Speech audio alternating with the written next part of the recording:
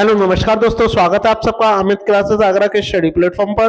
तो दोस्तों, बिहार शिक्षक भर्ती के लिए जीके और जीएस के टॉप 60 प्रश्नों को लेकर मैं आपके बीच में उपस्थित हुआ हूं। और जितने भी मेरे भाई बहन लाइव देख रहे हैं वो एक बार चैनल को लाइक शेयर सब्सक्राइब जरूर करें। दोस्तों, ये मोस्ट इंपॉर्टेंट प्रश्न है दोस्तों इस एग्जाम के लिए, तो ज्यादा से ज्यादा भाई बहन लाइव जुड़े और चैनल को शेयर और सब्सक्राइब जरूर करें। तो चलिएगा दोस्तों, स्टार्ट करते हैं इस वीडियो को। ये साइंस का प्रश्न है दोस्तों, बताइएगा प्रतिबल का मात्रक क्या है। बताइएगा प्रतिबल का मात्रक क्या है। तो दोस्तों आपको ये बताना है कि प्रतिबल का इसमें से मात्रक कौन सा होगा। तो आपके ऑप्शन दिए हैं, आपको ऑप्शन दिए हैं, जूल दिया है, पास्कल दिया है, ठीक है, वोल्ट दिया है और वाट दिया है। अब आपको ये बताना है कि आपका जो प्रतिबल है इसका मात्रक क्या होगा। तो कमेंट करके मुझे बताइएगा कि आपके प्रतिबल का मात्रक इनमें से क्या होगा। कमेंट करिएगा, ज्यादा से ज्यादा भाई बहन कमेंट जरूर करिएगा। तो बताइएगा क्या होगा प्रतिबल का मात्रक। कमेंट करिएगा सभी भाई बहन, एक बार कमेंट जरूर करें, बताइएगा क्या होगा। देखिए ये क्या होता है, देखिए बल का मतलब क्या होता है कि किसी पर बल वह कारक होता है जो क्या होगा, किसी वस्तु की जो स्थिति होती है उसमें क्या कर दे, परिवर्तन कर दे, बल वह कहते हैं। लेकिन यहाँ बात हो रही है प्रतिबल की। तो प्रतिबल एकांक क्षेत्र पर लगने वाला जो बल होता है उसको प्रतिबल कहते हैं दोस्तों। बात करते हैं इसका एसआई मात्रक क्या होता है। देखिए जो इसका एसआई मात्रक क्या होता है मैं आपको बता दूं, इसका एसआई मात्रक क्या होता है दोस्तों, न्यूटन। देखो अगर ओनली बल होगा तो न्यूटन होगा, बट अगर प्रतिबल होगा इसको हम इंग्लिश में स्ट्रेस कहते हैं, ठीक है। तो इसका मात्रक क्या हो जाएगा, न्यूटन प्रति मीटर स्क्वायर हो जाएगा। ये एसआई मात्रक है, ठीक है दोस्तों, ये एसआई मात्रक है, बट इसमें से कोई दिया नहीं है। तो इसकी दूसरी भाषा में इसको क्या बोलते हैं, पास्कल भी कहते हैं दोस्तों। क्या बोलते हैं, पास्कल भी कहते हैं। तो आपका राइट आंसर क्या हो जाएगा, जो आपका बी है दोस्तों वो करेक्ट हो जाएगा, यानी जो आपका ऑप्शन बी है वो एकदम करेक्ट हो जाएगा। बात करते हैं दोस्तों वहीं जूल की। जूल किसका मात्रक है, आपका कार्य का मात्रक है और ऊर्जा का मात्रक होता है जूल। जबकि वोल्ट की बात करते हैं दोस्तों, विद्युत विभव का मात्रक होता है ये, ठीक है, विद्युत विभव का मात्रक वोल्ट होता है। और दोस्तों मैं आपको बता दूं कि जो वाट होता है ये सामर्थ्य यानी शक्ति का मात्रक होता है, ठीक है दोस्तों, ये भी आपको पता होना चाहिए। आपने एक प्रश्न किया है, एक से आपने चारों प्रश्न के अपने इसमें से आंसर ढूंढ लिए। अगर आपसे प्रतिबल का पूछे तो भी आप बता दोगे, बल का पूछे तो भी बता दोगे, कार्य का पूछे, ऊर्जा का पूछे तो भी आप बता दोगे, विद्युत शक्ति का पूछे, ठीक है, विद्युत विभव का पूछे तो भी आप बता दोगे, ठीक है दोस्तों। तो ये इंपॉर्टेंट है, चलिएगा आगे बढ़ते हैं।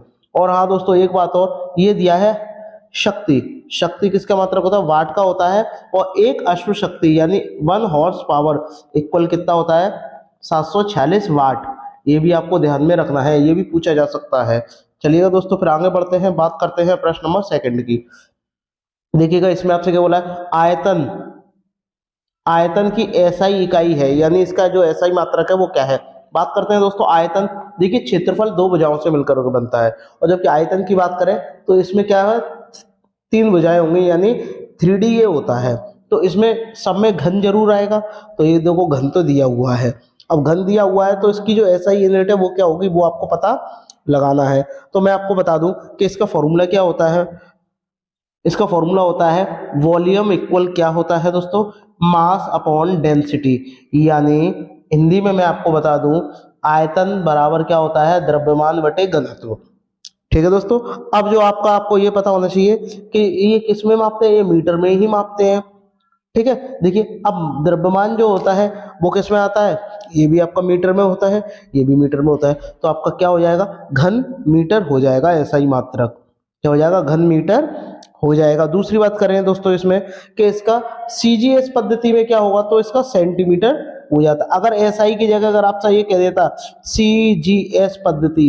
सीजीएस पद्धति में तो क्या हो जाता, घन सेंटीमीटर हो जाता है, ठीक है दोस्तों। तो ये भी आपको ध्यान में रखना है। बात करते हैं प्रश्न नंबर 3 की। इसमें आपको बताना ऊर्जा की एसआई इकाई क्या है। बताइएगा ऊर्जा का मैंने अभी अभी आपको बताया था, ऊर्जा की एसआई यूनिट क्या होती है, बताइएगा। अभी मैंने आपको बताया क्या होती है, जूल होती है। जूल जो है कार्य की भी होती है और ऊर्जा की भी होती है, ये भी आपको ध्यान में रखना है दोस्तों। तो ये दोनों, न्यूटन की बात करें दोस्तों ये बल का मात्रक होता है, अभी अभी मैंने आपको बताया। किलोवाट, किलोवाट घंटा किसका मात्रक होता है, ये भी आपका ऊर्जा का ही होता है, ठीक है। हॉर्स पावर की बात करते हैं कि 1 हॉर्स पावर कितने इक्वल होता है? 746 वाट। और जो वाट होता है ये किसका मात्रक होता है? ये सामर्थ्य यानी शक्ति का मात्रक होता है। ये भी आपको पता होना चाहिए दोस्तों। तो ये मोस्ट इंपॉर्टेंट टॉपिक थे जो मैंने आपको इसके बारे में चर्चा की। चलिएगा आगे बढ़ते हैं, बात करते हैं प्रश्न नंबर 4 की, जो कि बहुत ही बढ़िया प्रश्न है। चलिएगा इसका उत्तर कमेंट करके मुझे बताइएगा क्या क्या होगा। देखिएगा इसमें आपसे क्या बोला है, बहुत ही बढ़िया प्रश्न है कि विश्व शौचालय दिवस कब मनाया जाता है।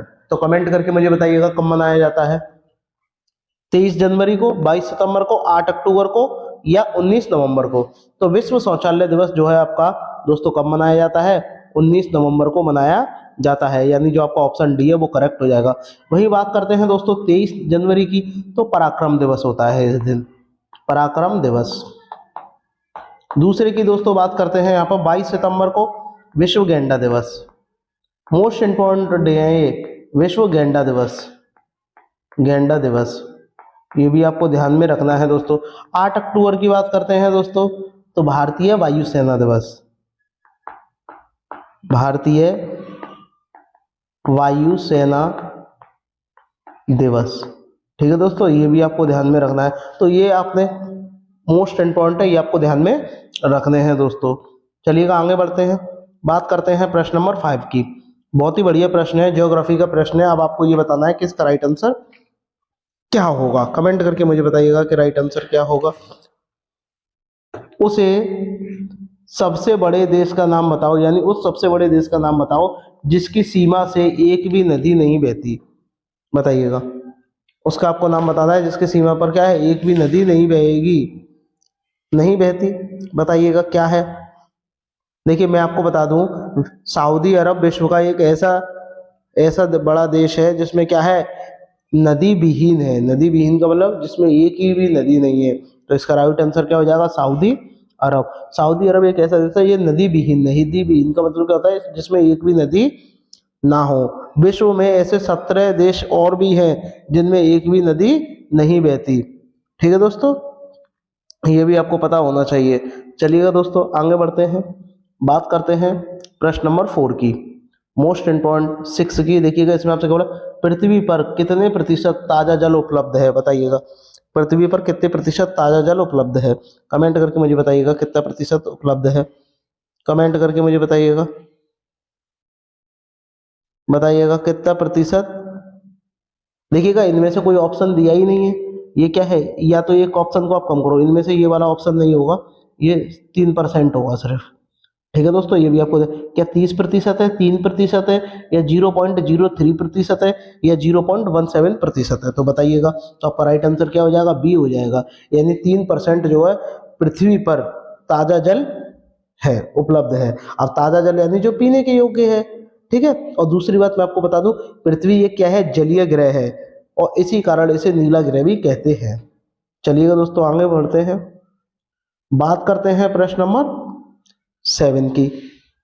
निम्नलिखित में से कौन मीठे पानी का सबसे अच्छा स्रोत है। बताइएगा सबसे अच्छा मीठे पानी का स्रोत कौन सा है, ये आपको कमेंट करके मुझे बताना है। बताइएगा महासागर है, सागर है, खारा पानी है, या नदी है।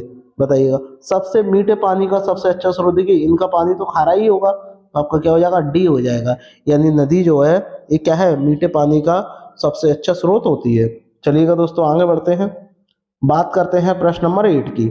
इसमें आपको बताना है हिमालय का सर्वोच्च शिखर माउंट एवरेस्ट की ऊंचाई कितनी है।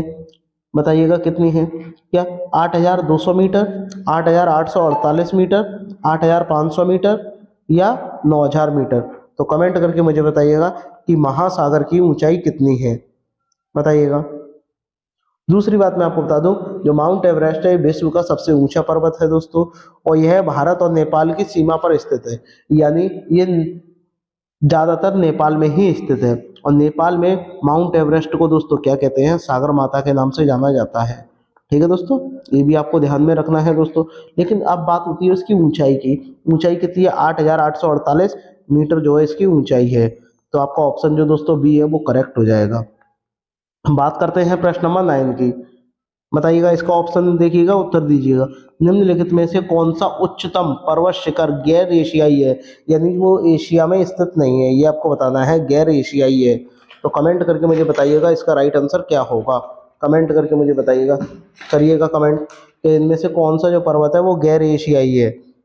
ठीक है दोस्तों, कमेंट करके मुझे बताइएगा। क्या किलिमंजारो है, एल्ब्रुस पर्वत है, मैकीनली पर्वत है, या अकांकागुआ पर्वत है?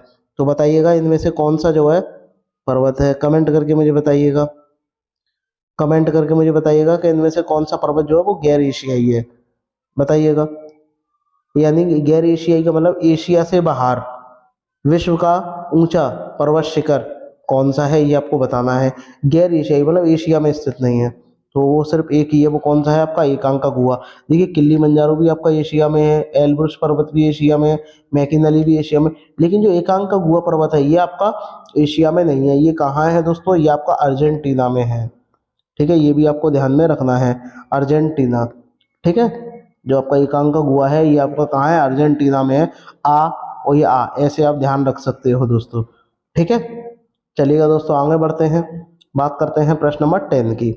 10 में आप लोग मुझे बताइए विश्व की सबसे बड़ी पर्वत श्रृंखला कौन सी है। जो विश्व की सबसे बड़ी जो पर्वत श्रृंखला है वो इनमें से कौन सी है, कमेंट करके मुझे बताइएगा। पर्वत श्रृंखला सबसे बड़ी, बड़ी का मतलब जो सबसे ऊंची हो, जिसकी ऊंचाई सबसे ज़्यादा हो, तो वो कौन सी है आपको बतानी है। तो सबसे पहले मैं बात करता हूँ दोस्तों अल्पस की, बताइएगा। क्या अल्पस है, हिमालय काराकोरम है, एंडीज है, या तिब्बत है, बताइएगा। तो मैं आपको बता दूं इन सब की क्या है, पर्वत श्रृंखला बहुत छोटी है, जबकि एंडीज की क्या है, सर्वाधिक है। अब एंडीज की कितनी है ये आपको बतानी है, 7242 किलोमीटर। ठीक है दोस्तों, ये भी आपको पता होना चाहिए, मोस्ट इंपॉर्टेंट है। बात करते हैं दोस्तों प्रश्न नंबर 11 की, बताइएगा, कमेंट करिएगा। कमेंट करके मुझे आप आंसर दीजिएगा कि इसका राइट आंसर क्या होगा। विश्व में सबसे बड़ा गर्म रेगिस्तान कौन सा है, आपको गर्म रेगिस्तान बताना है कौन सा है, तो बताइएगा। थार का रेगिस्तान, सहारा का रेगिस्तान, गोबी का रेगिस्तान, या मोजावे का रेगिस्तान?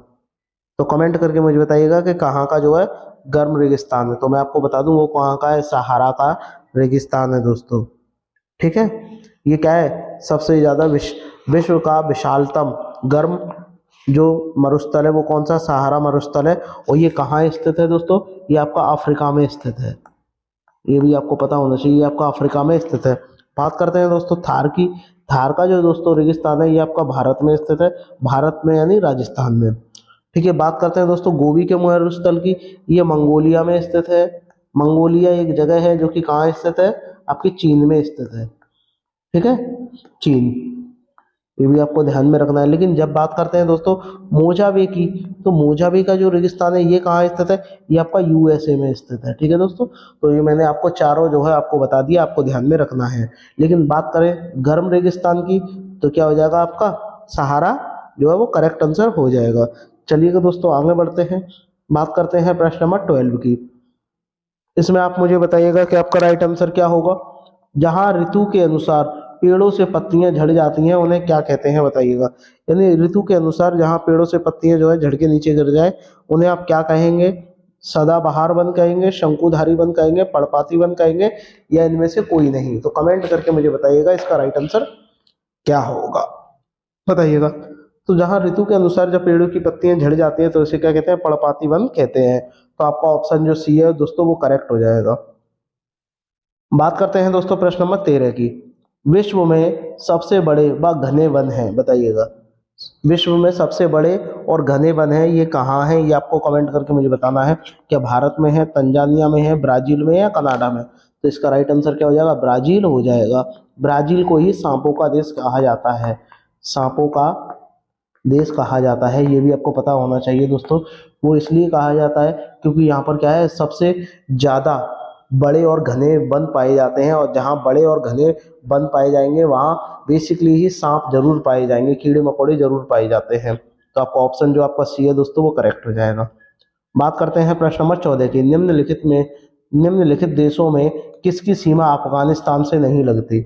अब आपको ये बताना है कि इनमें से कौन सा देश है जिसकी सीमा जो है अफगानिस्तान से नहीं लगती। तो कमेंट करके मुझे बताइएगा कि इनमें से कौन सा देश है जिसकी सीमा अफगानिस्तान से नहीं लगती, कमेंट करके मुझे बताइएगा। देखिए उज्बेकिस्तान की भी लगती है अफगानिस्तान से, तजाकिस्तान की भी लगती है, तुर्कमेनिस्तान की लगती है, लेकिन रूस की जो है वो नहीं लगती। तो आपका ऑप्शन जो सी है दोस्तों वो करेक्ट हो जाएगा।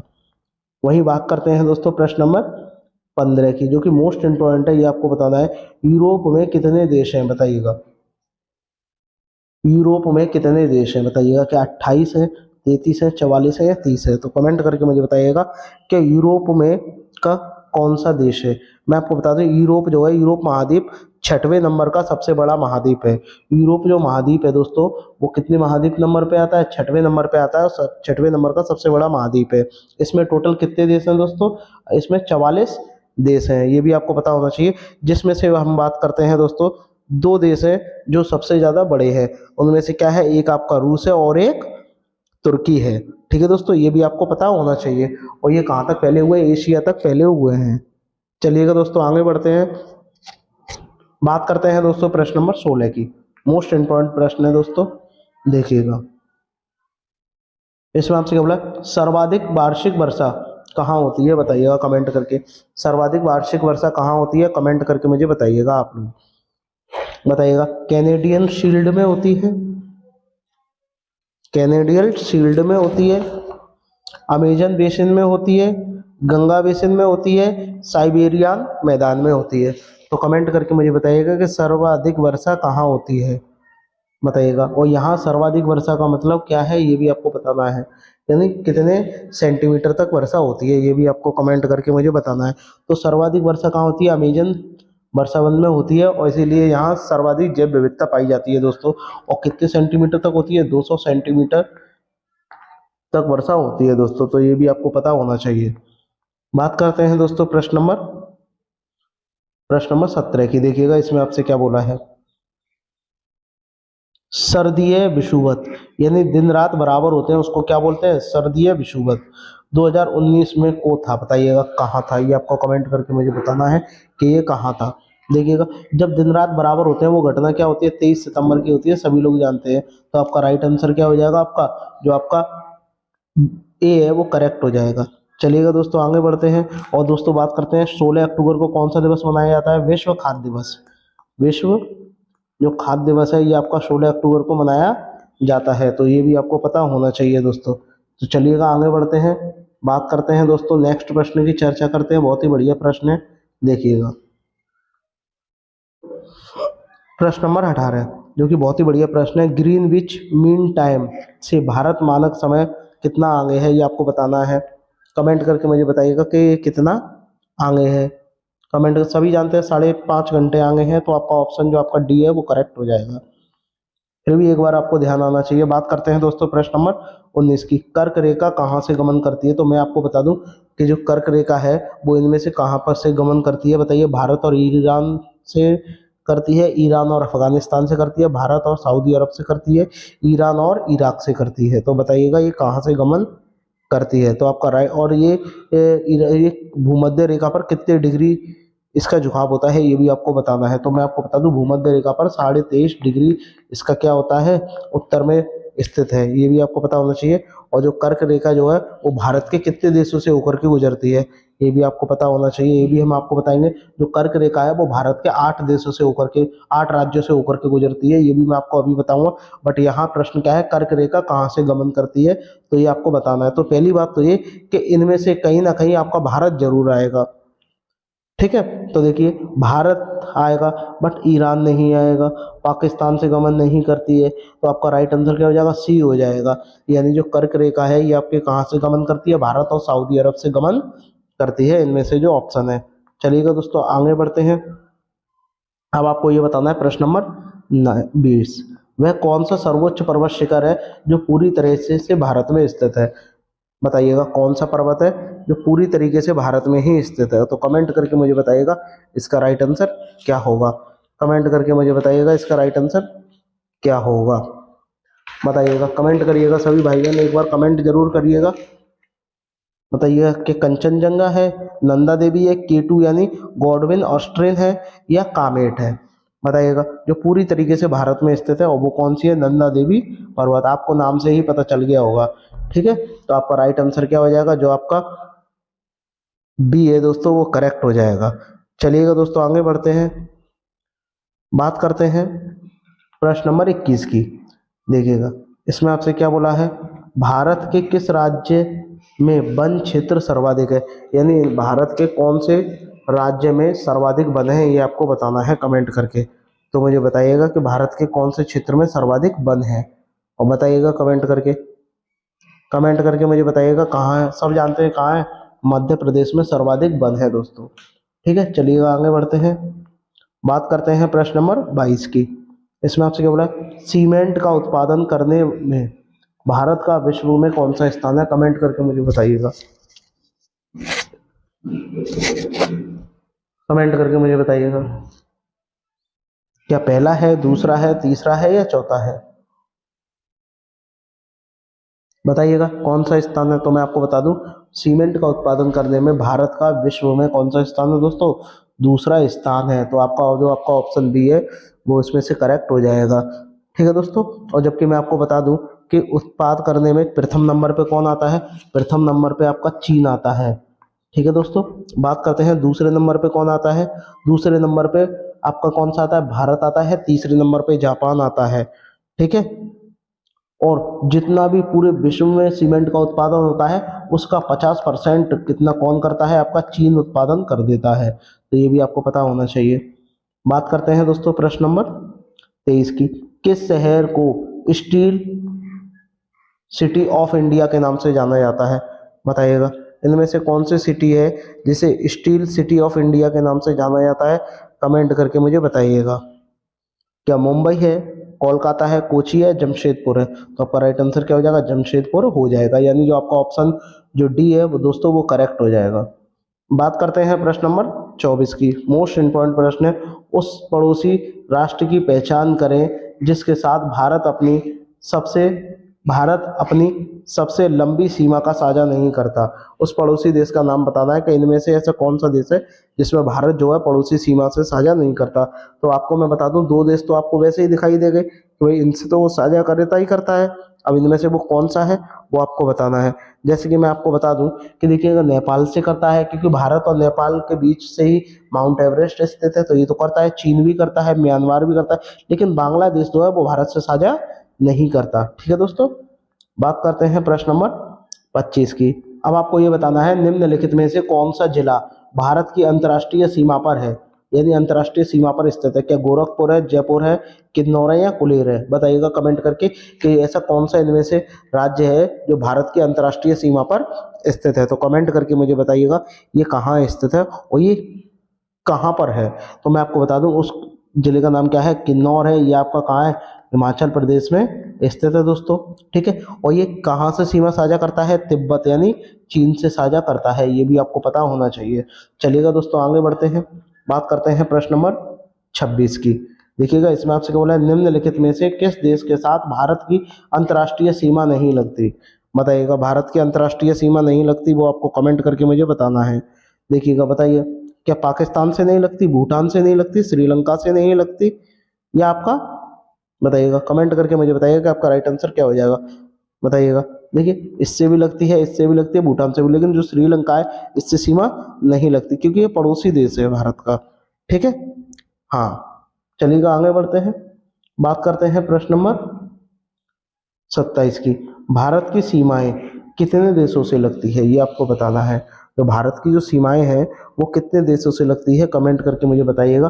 तो मैं आपको बता दूं, भारत की जो सीमाएं होती हैं दोस्तों वो कितने देशों से लगती है, वो 7 देशों से लगती है। उन 7 देशों के आपको नाम पता होना चाहिए। पहले देश का नाम क्या है, म्यांमार। ठीक है, मैं सारे नाम लिख दे रहा हूँ। म्यांमार है, दूसरे नंबर पे कौन सा आता है, बांग्लादेश आता है। वो साझा करता है लेकिन कम करता है। ठीक है, बांग्लादेश है।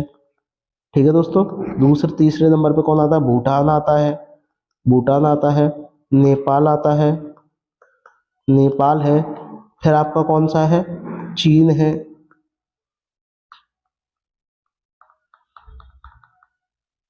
फिर आपका कौन सा है, चीन है दोस्तों। फिर इसके बाद में अफगानिस्तान है, अफगानिस्तान है दोस्तों। ठीक है, फिर इसके बाद में एक और है, उसका नाम क्या है आपका, सबसे ज्यादा महत्वपूर्ण, पाकिस्तान। ये जो 7 देश है इनसे जो है साझा करता है। ठीक है, तो आपका राइट आंसर क्या हो जाएगा, जो आपका सी है दोस्तों वो करेक्ट हो जाएगा। चलिएगा आगे बढ़ते हैं, बात करते हैं प्रश्न नंबर 28 की। इसमें आपसे कहा भारत में कितनी फसली ऋतु पाई जाती हैं, बताइएगा। भारत में कितनी फसली ऋतु पाई जाती हैं, कमेंट करके मुझे बताइएगा कि आपका राइट आंसर क्या होगा। कमेंट करिएगा कि कितनी फसली ऋतु पाई जाती हैं, कमेंट करके मुझे बताइएगा। बताइएगा क्या 2, 1, 3, 4 बताइएगा। तो मैं आपको बता दूं भारत में 3 प्रकार की फसली ऋतु पाई जाती हैं। अब वो कौन कौन सी हैं ये भी आपको पता होना चाहिए, जैसे रबी की फसल, ठीक है दोस्तों, दूसरी खरीफ की फसल होती है और एक जायद की फसल होती है। ये आपकी 3 फसलें पाई जाती हैं। चलिएगा दोस्तों आगे बढ़ते हैं, बात करते हैं दोस्तों प्रश्न नंबर 29 की। देखिएगा आपसे इसमें क्या बोला है, कर्क रेखा भारत के किस राज्य से होकर के नहीं गुजरती। तो मैं आपको बता दूं जो कर्क रेखा है वो भारत के 8 राज्य से होकर के गुजरती है, जिनमें से उनका नाम क्या है वो मैं आपको बता रहा हूँ।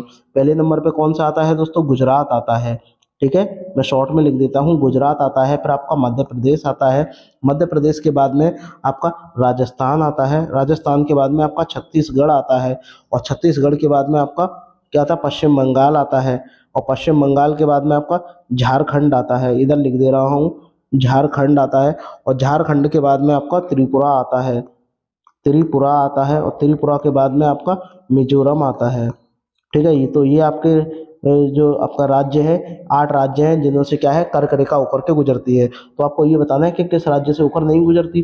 देखिए गुजरात से भी गुजरती है, झारखंड से भी, मध्य, लेकिन जो आपका उत्तर प्रदेश है यहाँ से नहीं गुजरती। तो आपका राइट आंसर क्या हो जाएगा, आपका जो डी है वो करेक्ट हो जाएगा। चलिएगा दोस्तों बात करते हैं प्रश्न नंबर 30 की। ये आपको बताना है विश्व खाद्य निगम की स्थापना कब हुई। तो बताइएगा विश्व जो खाद्य निगम है इसकी स्थापना कब हुई थी। तो कमेंट करके मुझे बताइएगा कि इसकी स्थापना कब हुई और इसका जो मुख्यालय है, हेडक्वार्टर है, वो कहाँ स्थित है। 5 जनवरी 1962 को, 14 जनवरी 1965 को, 25 जनवरी 1966 को, 1 जनवरी 1960 को। तो आपका राइट आंसर क्या हो जाएगा, 14 जनवरी 1965 को क्या है इसकी स्थापना हुई थी। और इसका जो हेड क्वार्टर है, जो इसका हेड क्वार्टर है, ये आपका कहाँ स्थित है दोस्तों, ये आपका चेन्नई में यानी तमिलनाडु में स्थित है, तमिलनाडु में स्थित है। तमिलनाडु में किस जगह, चेन्नई में स्थित है, ये भी आपको पता होना चाहिए। चलिएगा दोस्तों आगे बढ़ते हैं। इसमें आपसे बोला है संविधान सभा द्वारा भारतीय संविधान को कब पारित किया गया। देखिए 2 चीजें होती है, एक पारित करना और एक लागू करना। बात करते हैं दोस्तों, यहाँ पारित की बात हो रही है, तो पारित ये कब हुआ था, 26 नवंबर 1949 को क्या पारित हुआ था। बट अगर यहाँ ये कह देता लागू कब हुआ था, लागू कब हुआ था, तो आपका 26 जनवरी 1950 को ये लागू हुआ था, ठीक है दोस्तों, ये आपको ध्यान रखना है। लेकिन बात आपसे किसकी कही गई है, पारित की। और पारित कब हुआ था, 26 जनवरी 1900 वो 26 नवंबर 1949 को क्या है ये पारित हो गया था। लेकिन अगर आपसे ये कहता लागू कब हुआ था, तो आपका 26 जनवरी 1950 को लागू हुआ था। हर साल आप लोग 26 नवंबर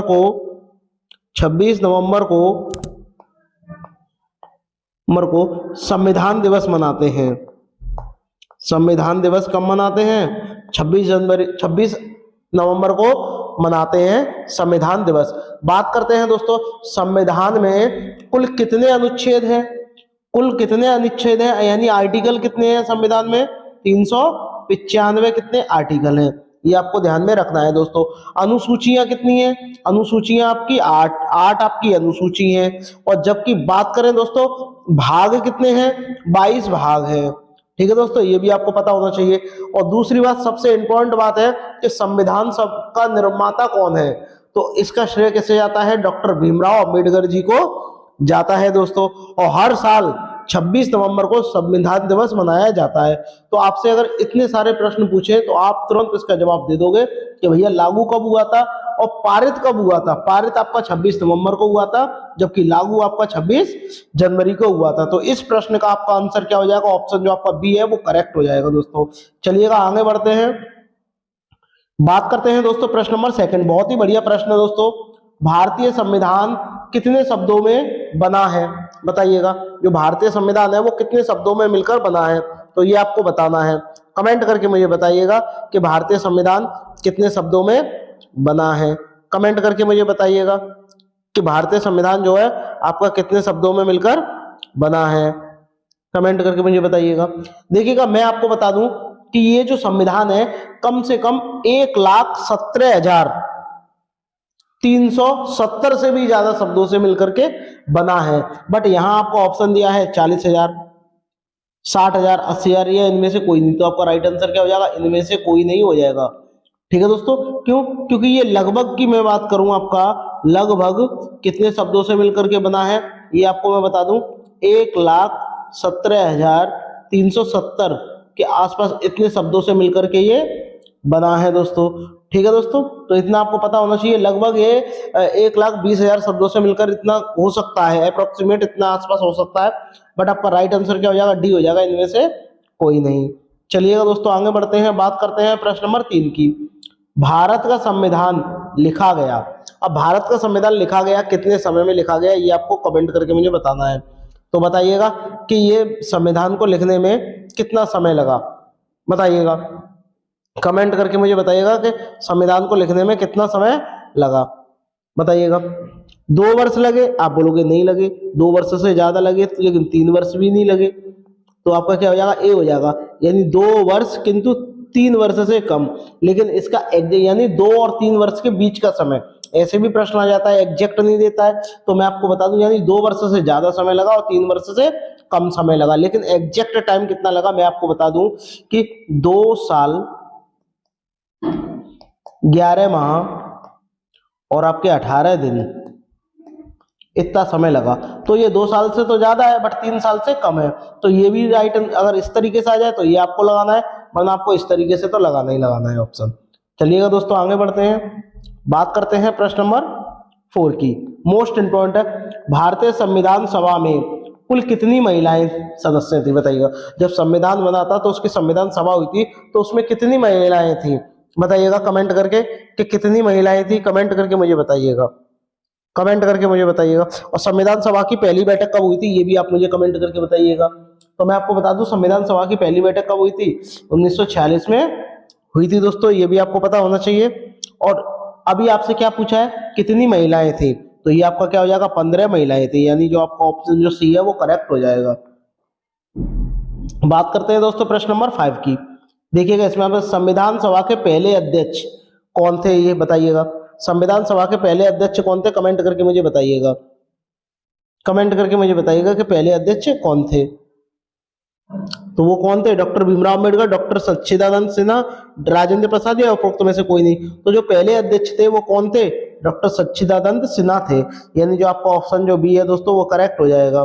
संविधान सभा की पहली बैठक 9 दिसंबर 1940 को हुई थी, जिसके अस्थायी अध्यक्ष सच्चिदानंद सिन्हा थे, ये अस्थायी अध्यक्ष थे। ठीक है दोस्तों, और 11 दिसंबर 1940 को डॉक्टर राजेंद्र प्रसाद को स्थायी अध्यक्ष बनाया गया था।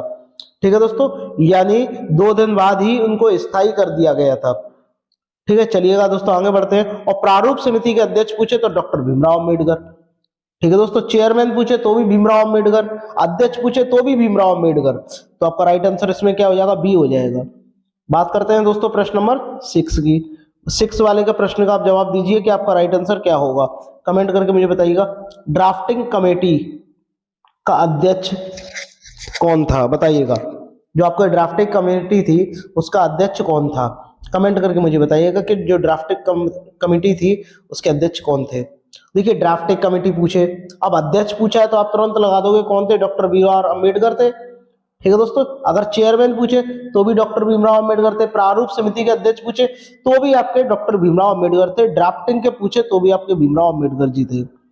बात करते हैं दोस्तों प्रश्न नंबर 7। ऐसे ही चेंज कर करके प्रश्न पूछे जाते हैं। निम्नलिखित में से किसको संविधान की आत्मा के रूप में जाना गया है, बताइएगा। इनमें से किसको संविधान की आत्मा के रूप में जाना गया है वो आपको बताना है, बताइएगा। राज्य की नीति निर्देशक सिद्धांत, राष्ट्रीय ध्वज, प्रस्तावना या मूल अधिकार, बताइएगा किसे जाना गया है। तो संविधान की आत्मा किसको माना जा रहा है, प्रस्तावना को माना गया है, यानी जो आपका ऑप्शन सी है दोस्तों वो करेक्ट हो जाएगा। संविधान की जो आत्मा है वो कौन है, उसकी प्रस्तावना है। ठीक है, इसमें संपूर्ण संविधान इसमें निहित है। कोई भी प्रस्तावना होती है उसमें हम सब लिख देते हैं कि इसमें क्या करना है। ठीक है, तो इसीलिए इसको आत्मा कहा जाता है। ठीक है दोस्तों, प्रस्तावना में प्रयुक्त शब्दावली वो क्या है, बताइएगा। हम भारत के लोग, ये अमेरिका से ली गई है। ठीक है दोस्तों, इसकी जो शब्दावली है वो क्या है, हम भारत के लोग। और जो ये कहां से लिया गया है, ये आपके अमेरिका से लिया गया है। चलिएगा बात करते हैं दोस्तों प्रश्न नंबर 8। इसमें आपसे बोला निम्नलिखित में से कौन सा एक राज्य नीति निर्देशक सिद्धांत संविधान के बाद जोड़ा गया, यानी इनमें से कौन सा एक राज्य है जिसके नीति निर्देशक जो सिद्धांत है वो संविधान के बाद जोड़ा गया है, वो आपको बताना है। बताइएगा। ग्राम पंचायत का संगठन, गोवधन निषेध, मुक्त कानून सलाह या समान नागरिक सहिंसा। अहिंसा होगा यहाँ, वैसे ये गलत लिख गया है, क्या होगा? सहिंसा। बताइएगा, कमेंट करके मुझे बताइएगा क्या है। तो आप इसमें क्या हो जाएगा? मुक्त कानून सलाह हो जाएगा, यानी जो आपका ऑप्शन सी है वो करेक्ट हो जाएगा। चलिएगा दोस्तों आगे बढ़ते हैं, बात करते हैं प्रश्न नंबर 9 की। भारत के संविधान में कल्याणकारी राज्य का आदर्श किसे प्रतिष्ठापित है? बताइएगा, कमेंट करके मुझे बताइएगा इसका राइट आंसर क्या होगा। कल्याणकारी राज्य का जो आदर्श है वो किसे कहा जाता है, ये आपको बताना है। इनमें से आपको बताना है कि आपका राइट आंसर क्या है। कमेंट करके मुझे बताइएगा, कमेंट करके मुझे बताइएगा। और ये किस भाग में आता है और ये इसके अनुच्छेद कितने हैं, बस ये भी आपको बताना है। तो आपका राइट आंसर क्या हो जाएगा दोस्तों? बी हो जाएगा। क्या हो जाएगा? बी हो जाएगा। राज्य की नीति और निर्देशक तत्व। और ये किस भाग में है? भाग ये 4 में है। और अनुच्छेद, जो आपका अनुच्छेद है वो कहां से कहां तक है? इसमें 36 से 51, इसके बीच जितने भी अनुच्छेद है उसमें ये है। चलिए दोस्तों आगे बढ़ते हैं, बात करते हैं प्रश्न नंबर 10 की। मोस्ट इंपॉर्टेंट है। भारतीय संविधान का निम्न में से कौन सा अनुच्छेद मानव के क्रय विक्रय एवं जबरदस्ती मजदूरी कराने पर प्रतिबंध लगाता है? यानी आप जबरदस्ती किसी से कुछ नहीं करा सकते। बताइएगा, क्या 23वां है, 26वां है, 24वां है या 32वां है? कमेंट करके मुझे बताइएगा। देखिए, भारतीय संविधान का जो 23वां अनुच्छेद है वो मानव दुर्व्यवहार और बाल श्रम से संबंधित है। यानी जो 23वां आपका अनुच्छेद है, ऑप्शन यही हो गया। ये किससे संबंधित है? बताइएगा, मानव से दुर्व्यवहार करना या बाल श्रम करवाना, इस पे क्या है? इससे संबंधित है दोस्तों। ठीक है, चलिएगा आगे बढ़ते हैं, बात करते हैं नेक्स्ट प्रश्न की। ये आपको ध्यान में रखना है। प्रश्न नंबर 11, कौन सा मौलिक अधिकार अल्पसंख्यकों के हितों के संरक्षण के लिए बात करता है? बताइएगा, इनमें से कौन सा है? देखिए, अल्पसंख्यकों के लिए हितों के लिए संरक्षण करता है। अब संरक्षण किसका होता है? संस्कृति का होता है। तो आपका तुरंत आपका ऑप्शन जो है डी है वो करेक्ट हो जाएगा। आपको ज्यादा सोचने की भी जरूरत नहीं है। ठीक है दोस्तों। और जो आपके अल्पसंख्यक लोग होते हैं, इनकी सुरक्षा एवं हितों के लिए, जिनकी जो हितों की जो सुरक्षा होती है, ये किस अनुच्छेद में, ये आपको बताना है। आर्टिकल 29 में, आर्टिकल 29 में। और ये जो है ये किस अनुच्छेद में है? आर्टिकल 30 में। ठीक है, ये भी आपको पता होना चाहिए। चलिए आगे बढ़ते हैं, बात करते हैं प्रश्न नंबर 12 की। देखिएगा, मौलिक अधिकारों को लागू करने के लिए संविधान ने किसे विशेष उत्तरदायित्व सौंपा है? बताइए, कोई भी मौलिक अधिकार है उसे लागू करने के लिए जो विशेष अधिकार का जो उत्तरदायित्व सौंपा है वो किसे सौंपा गया है, ये आपको कमेंट करके मुझे बताना है। बताइएगा, उच्चतम न्यायालय को, संसद को, राष्ट्रपति को या राज्य विभाजन विधानमंडल को? बताइएगा कमेंट करके कि आपका राइट आंसर क्या होगा। बताइएगा, तो इसका राइट आंसर क्या हो जाएगा? उच्चतम न्यायालय को सौंपा गया है। तो आपका राइट आंसर क्या हो जाएगा? ए हो जाएगा। बात करते हैं प्रश्न नंबर 13 की। देखिएगा, इसमें आपसे क्या बोला? संवैधानिक उपचारों का अधिकार के तहत आता है। बताइएगा, संवैधानिक उपचारों के अधिकारों के तहत आता है। मौलिक अधिकार आता है, कानूनी अधिकार आता है, संवैधानिक अधिकार आता है या प्राकृतिक अधिकार आता है? कमेंट करके मुझे बताइएगा कि इसका राइट आंसर क्या होगा। कमेंट करके मुझे बताइएगा। तो आपका राइट आंसर क्या हो जाएगा इसमें से? बताइएगा, राइट आंसर क्या हो जाएगा? आपका मौलिक अधिकार हो जाएगा। ठीक है दोस्तों, आपका जो ऑप्शन ए है वो करेक्ट हो जाएगा। वही बात करते हैं प्रश्न नंबर 14 की। ये तो मोस्ट इंपॉर्टेंट है, कई बार एग्जामों में आया हुआ है।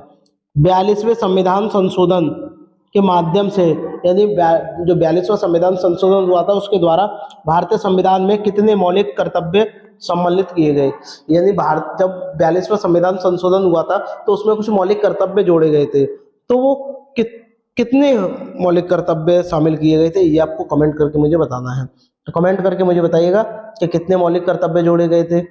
कमेंट करके मुझे बताइएगा, बताइएगा कमेंट करके मुझे बताइएगा कि कितने मौलिक कर्तव्य जोड़े गए थे। तो मैं आपको इसके बारे में पूरी डिटेल दे दूं कि सरदार स्वर्ण सिंह समिति के अनुप्रशंसा के आधार पर संविधान के 42वें अनुच्छेद संशोधन में, जो कि 1976 में हुआ था, इसमें संविधान में 10 मौलिक कर्तव्यों को सम्मिलित किया गया था। ठीक है दोस्तों, कितने? 10। तो आपका ऑप्शन जो सी हो जाएगा। और ये 42वां संविधान कब हुआ था? 1976 को हुआ था दोस्तों, ये भी आपको ध्यान में रखना है। बात करते हैं प्रश्न नंबर 15 की। मार्च 2019 तक उपलब्ध जानकारी के अनुसार भारतीय संविधान में कितने मौलिक कर्तव्य हैं? बताइएगा, कमेंट करके मुझे बताइएगा कि कितने मौलिक कर्तव्य हैं। तो कितने हैं? 11 हैं, यानी आज जो आपका ऑप्शन डी है वो करेक्ट हो जाएगा दोस्तों। चलिएगा आगे बढ़ते हैं, बात करते हैं प्रश्न नंबर 16 की। प्रश्न नंबर देखिएगा 16 में आपसे क्या बोला गया है? मौलिक कर्तव्य से संबंधित अनुच्छेद 51A को संविधान में किस अधिनियम के द्वारा शामिल किया गया? बताइएगा, मौलिक कर्तव्य को से संबंधित अनुच्छेद 51A को संविधान के किस अधिनियम के द्वारा क्या है शामिल किया गया था? कमेंट करके मुझे बताइएगा। तो आपको मैंने अभी भी बताया कौन सा 42वें संविधान संशोधन के द्वारा ये किया गया था। चलिएगा दोस्तों आगे बढ़ते हैं, बात करते हैं प्रश्न नंबर 17 की। बताइएगा इसका राइट आंसर क्या होगा? भारतीय संविधान में कितने मूल कर्तव्य दिए हैं? बताइएगा, भारतीय जो संविधान है इसमें कितने मूल कर्तव्य दिए गए हैं, ये आपको कमेंट करके मुझे बताना है। बताइएगा, अभी भी मैं आपको बताया कितने? 11 है, तो आपका ऑप्शन जो सी है वो करेक्ट हो जाएगा दोस्तों। बात करते हैं प्रश्न नंबर आपका 18। देखिएगा इसमें आपसे क्या कहा गया है, इसमें आपसे देखिएगा क्या कहा गया है, बहुत ही इंपॉर्टेंट प्रश्न है दोस्तों। इसमें आपसे कहा निम्नलिखित में से कौन सी समिति ने मूल कर्तव्यों को संविधान में शामिल करने का सुझाव दिया? बताइएगा, संविधान में मूल कर्तव्यों को शामिल करने का सुझाव दिया, उस समिति का आपको नाम बताना है। मल्होत्रा समिति, नरसिम्हन समिति, राघवन समिति या सोरसिंह समिति। अभी अभी मैंने आपको बताया है, इसका राइट आंसर क्या है? बताइएगा। पहली बार मूल कर्तव्य जोड़े कब गए थे? ये आपका 42वें संविधान संशोधन 1976 से। और ये कौन सी समिति से? सोरसिंह समिति के द्वारा जोड़े गए थे, ये भी मैं अभी आपको बताया था। बात करते हैं प्रश्न नंबर 19 की। भारतीय संविधान के अंतर्गत निम्नलिखित में से कौन सा एक मौलिक कर्तव्य नहीं है? बताइएगा, इनमें से कौन सा एक मौलिक कर्तव्य नहीं है, ये आपको बताना है। कमेंट करके मुझे बताइएगा इनमें से कौन सा एक मौलिक कर्तव्य नहीं है। संविधान को मानना एवं आदर्शों की कदर करना, ये तो भाई ठीक है, तो ये तो भाई राइट है। लोक संपत्ति की सुरक्षा, ये भी ठीक है। वैज्ञानिक दृष्टिकोण और ज्ञानार्जन की भावना को विकसित करना, ये भी ठीक है। लोक चुनावों में वोट डालना, ये क्या है? ये एक मौलिक कर्तव्य नहीं है, तो आपका ये नहीं है, तो आपका यही राइट आंसर हो जाएगा, यानी जो आपका ऑप्शन जो आपका ए है वो करेक्ट हो जाएगा। बात करते हैं दोस्तों प्रश्न नंबर 20 की। इनमें से कौन भारत का कार्यवाहक राष्ट्रपति नहीं है? बताइएगा, कार्यवाहक राष्ट्रपति नहीं है। वीवी गिरी, डॉक्टर जाकिर हुसैन, न्यायमूर्ति हिदायतुल्ला या बीडी जत्ती? बताइएगा, इसका राइट आंसर आप लोग मुझे बताइएगा क्या होगा? बताइएगा, वो कौन है? आपका ऑप्शन जो आपका बी है वो करेक्ट हो जाएगा, डॉक्टर जाकिर हुसैन। हाँ दोस्तों, ठीक है। चलिएगा दोस्तों आगे बढ़ते हैं, बात करते हैं प्रश्न नंबर 21 की। इसमें आपसे क्या बोला गया? भारत में राष्ट्रपति अपना कार्यकाल पूरा होने से पहले अपना त्यागपत्र किसको सौंपता है? यानी जो भारत का जो राष्ट्रपति अपना कार्यकाल पूरा होने से पहले जो अपना त्यागपत्र है ये किसे सौंपता है, ये आपको बताना है। मुख्य न्यायाधीश को, उपराष्ट्रपति को, प्रधानमंत्री को या लोकसभा अध्यक्ष को? बताइएगा किसे सौंपता है? कमेंट करके मुझे बताइएगा। तो देखो, राष्ट्रपति आपका पूरा काल हो जाएगा तो ये अपना जो त्याग पत्र है किसको देगा? उपराष्ट्रपति को सौंप देता है, यानी जो आपका ऑप्शन जो आपका बी है वो करेक्ट हो जाएगा दोस्तों। चलिएगा दोस्तों आगे बढ़ते हैं, बात करते हैं प्रश्न नंबर 22 की। मृत्युदंड के मामले में क्षमा देने का अधिकार किसे है? जैसे कि किसी को सजा हो गई है, मृत्युदंड दे दिया गया, फांसी की सजा हो गई है, तो उसे माफ करने का अधिकार, उसकी सजा कम करने का अधिकार, ये किसको है? ये आपको बताना है। क्या प्रधानमंत्री को है, राष्ट्रपति को है, मुख्य न्यायाधीश को है या भारत के महान्यायवादी को है? बताइएगा किसे है? मृत्युदंड माफ करने का अधिकार किसे है, ये आपको बताना है। तो बताइएगा कैसे है और ये किस अनुच्छेद में आता है।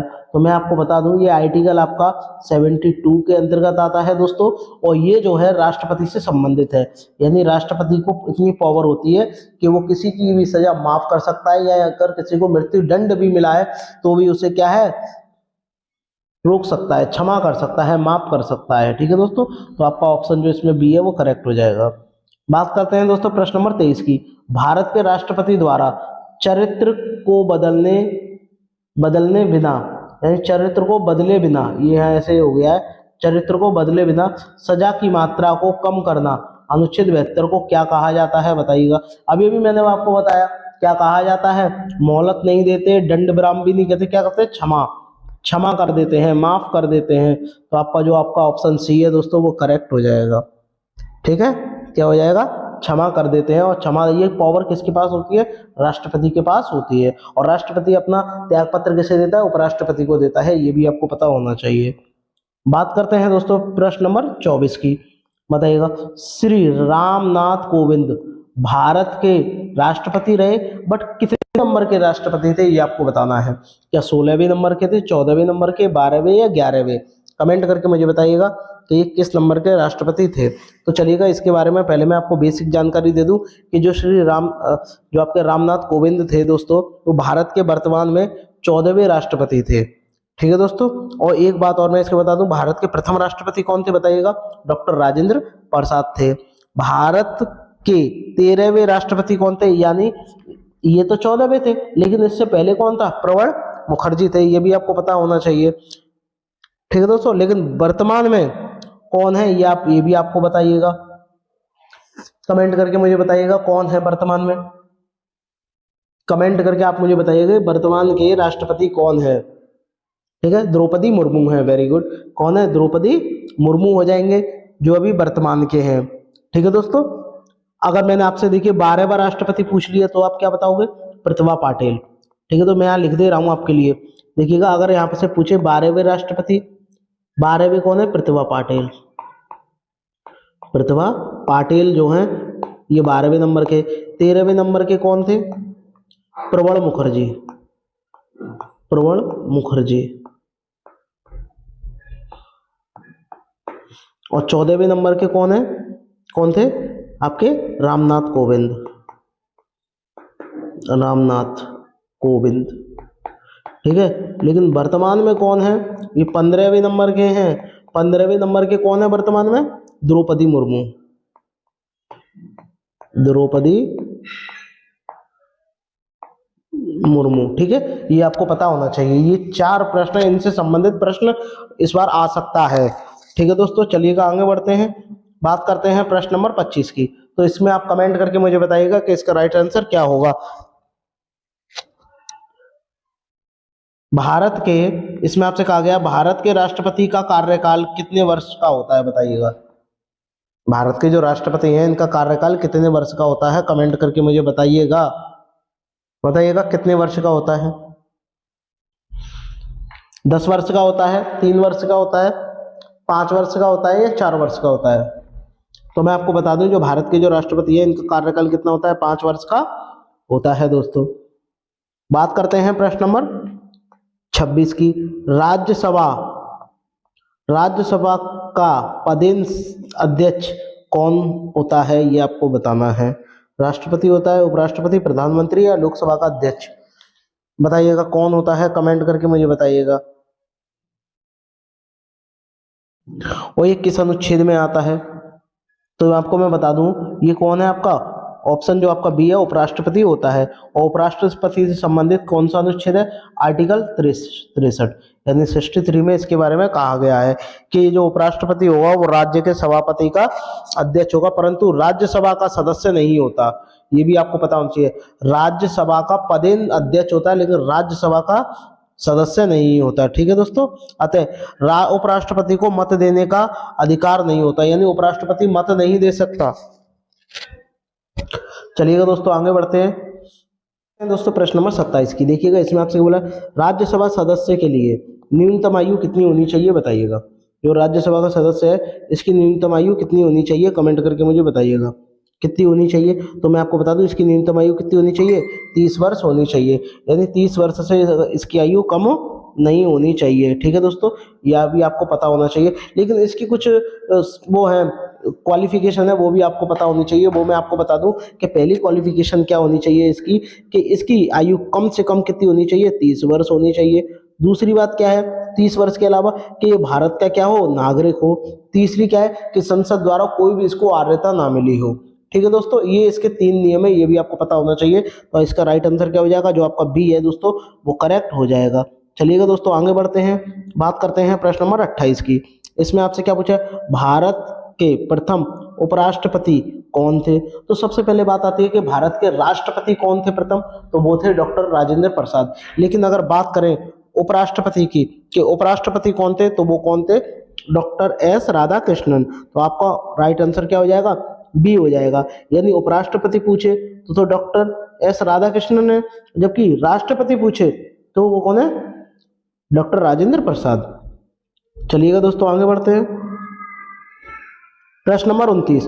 भारतीय संविधान के किस अनुच्छेद के तहत उपराष्ट्रपति का चुनाव होता है? बताइएगा कौन से संविधान के द्वारा राष्ट्रपति का चुनाव होता है? ये आपको कमेंट करके मुझे बताना है कि इसका राइट आंसर क्या होगा प्रश्न नंबर 29 का, जो कि मोस्ट इंपॉर्टेंट है। बताइएगा। तो मैं आपको बता दूं अनुच्छेद 63 के अनुसार भारत का एक उपराष्ट्रपति होगा। ये अनुच्छेद 63 में कहा गया है, जबकि अनुच्छेद 66 के तहत उपराष्ट्रपति के चुनाव की प्रक्रिया का वर्णन किया गया है।